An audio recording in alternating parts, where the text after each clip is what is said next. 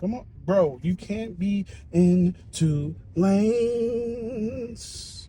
You gotta choose one. Anyway, so the King and Queen of the Ring tournament, specifically the finals. I can't talk this morning. Specifically the semifinals, I'm really excited for it, and there's a specific reason why. There's actually 8 reasons why, to be honest with you, but those would be the wrestlers. There's not 8 reasons why. I'm talking about each individual. So, but the specific reason why I'm excited for them is because of the one thing that has plagued WWE booking over the past, I want to say, year and some change, where we consistently get repeat bookings, repeat matches, the same two, it's not even that serious, the same two, or wrestling over and over again to the point of exhaustion. And you would see that on Raw and SmackDown and on PLEs and Saturday Night's Main Event, right? So there are times where you would just get a lot of Andrade versus Carmelo, which was awesome. Like, I'm not saying those matches weren't awesome, but then you would also get Michin versus Chelsea Green, and then you would find that Triple H and whoever would just book these repeat matches in any scenario possible. But this particular semifinals, we're getting 4 unique matches that we have not seen in either a long time or have never seen before, right? So I'm not sure if this hasn't happened before, but I'm excited for the Sami Zayn versus Randy Orton match. And I'm sure that they have wrestled before. But part of the reason why I'm so excited for it is because I haven't seen them wrestle before in so long, right? Or we haven't seen them wrestle before in so long, if they have wrestled before. I just started rewatching wrestling a year ago. I explained that in my last video, or I think I did. Because I watched throughout the Attitude Era, dropped out when Brock Lesnar hit The Rock with an F5 at SummerSlam, and I was like, my favorite wrestler's dead, and then I dipped out, right? I was a kid. Anyway, so, and it had a ton of other interests. This match that we haven't seen in, it seems like a few years, is something that we're getting, but we're not just getting it on, like, we are getting on Raw and SmackDown, but it's a tournament match, right? So, and both of them, I'm sure, want the championship. This is something that especially that Sami Zayn wants. So they're not going to be out there like with just the regular match face, right? They're going to be out there being intense. Like, it's going to be intense. And I love the way that Sami Zayn wrestles. And I love the way that Randy Orton wrestles. And the thing that I also want to highlight here is that styles make fights. And all 8 of these wrestlers wrestle so differently from one another that that's another reason why I'm excited to see this pairing, because they are so different, right?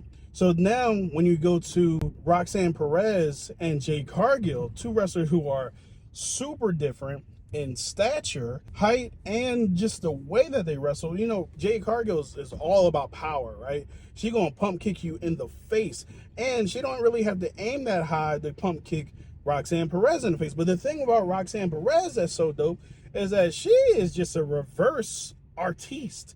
Like, she will reverse like the amount of things that she has reversed into a DDT, specifically on Rhea, who was also much taller than her. I mean, there's not a lot of conversations you can have concerning Roxanne Perez when you can't say this person is much taller than them. Like, but she is so uniquely qualified to go up against bigger wrestlers, maybe not Nia Jax, but other bigger wrestlers, because of her ability to pull off a reverse.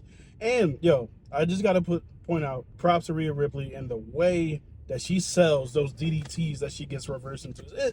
She look like a dead body when she be getting hit with them DDTs. But anyway, Roxanne is going to focus on one body part, just like she did with Rhea. She's going to beat that body part to death, probably a leg or an arm or something like that. And eventually at the end, because I'm fully expecting Jade Cargill to win, unless there's some Naomi shenanigans, which is highly possible. I can't wait to see how Jade Cargill overcomes Roxanne, which sounds like such a weird thing, but yeah, man, I'm excited for that match. And then you have Asuka and Alexa Bliss. Now, admittedly, like I said, I just started rewatching a little bit last year, or I want to say I started rewatching around the buildup of WrestleMania 40, right? So I missed a bunch.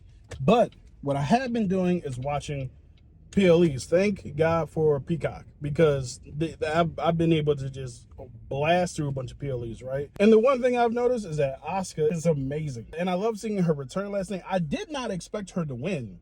That is for sure. I expected Stephanie Vercare to win, but I'm glad that Asuka won, because we set up a match with Alexa Bliss where both of them have returned recently. Both of them are...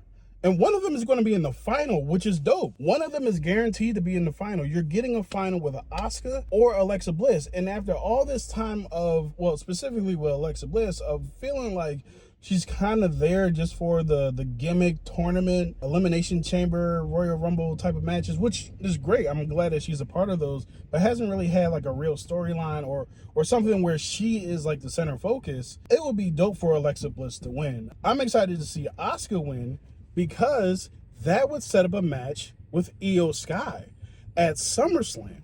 And that would also be amazing. And like I said before, styles make fights. This would be an incredible match. And for me, I'm probably going to go back sometime this week and watch some Alexa Bliss versus Asuka matches, because I'm sure that they've had plenty. And I don't expect shenanigans in that match, which is great, right? Because I love shenanigans. Everybody loves shenanigans, but sometimes you just want to see who gonna beat who, right? How they gonna beat them. And this feels like a match that's gonna be a who gonna be who, right? I feel like there's potential for shenanigans with Randy, and more specifically with Sami Zayn and Cross finally getting a match with him after this is all done. And like just his run-ins with the Seth and the Visionaries and the Bloodline, the Timu Bloodline. Like, I feel like there's a lot of potential for Sami to have some shenanigans. So I'm hoping that there's none, but there could be some, right? Because I do want to see that match just come down to who beat who, right? We already talked about shenanigans with Jade and Naomi, because that's probably the one with the most potential for shenanigans. But I'm excited for Jade. Just going back to that real quick, because if Jade does win the Queen of the Ring, the whole thing, and then beats Tiffany Stratton at SummerSlam, and Naomi has the briefcase, y'all see where I'm going with that. So that's exciting, and that's kind of the storyline I want the most. But yeah, but also, do I see Jade beating either Asuka or Alexa Bliss? I don't know about that. The last one, which to me is the most interesting one, which is Cody Rhodes versus main event Jey Uso. Main event Jey Uso's, yo, you gotta make a decision, my friend. Like use your turn signal, my guy. Come on, you can do it. I promise. Okay, all right, that's my fault. I could have been turned. But yeah, what was I saying? Jey Uso, Cody Rhodes. Yeah, so those two, they just tagged, right? They had their hilarious press conference where Cody Rhodes finally admitted that he was drunk. Cody Rhodes wants that title off of John Cena. He wants that title back. And Jey wants his title back from Gunther. Both of these dudes have a significant reason to be in this tournament, right? And they're passionate about getting the revenge on the person who took the title off of them. Even though Jay's been saying I have a lot of respect for Gunther, which is a very interesting thing considering what he did to Jimmy. What Gunther did to Jimmy is like, oh, okay. But, you know, it is wrestling. Weird stuff be weird, right? But with all that being said, like, styles make fights with this one too. I think Cody is a better wrestler in a very technical term. But at the same time, Jey Uso has put on banger matches from the time he won his championship to now. Like, all of them have been good matches, right? And banger matches.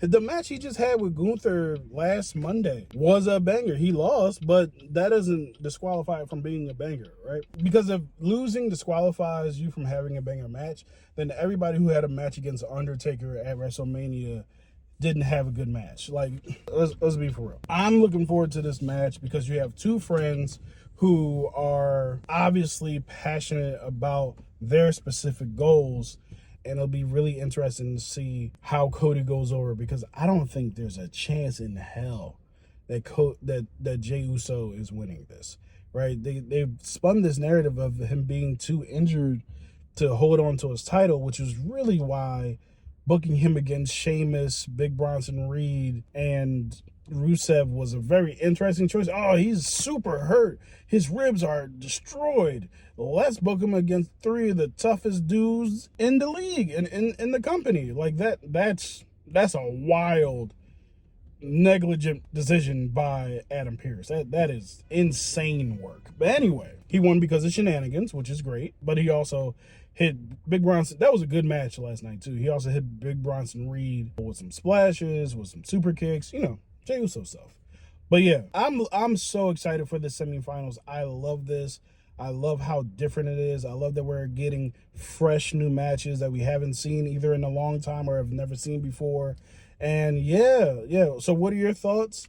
Let me know in the comments how y'all feel about this semifinals. I know a lot of people have had some misgivings about the fact that all of the qualifying matches have been fatal 4-way matches. This isn't King of the Ring. It's King of the Ring this year. Sorry. You know, like I too would love to see one-on-one matches, but all of the fault of the WWE, they booked themselves into oblivion.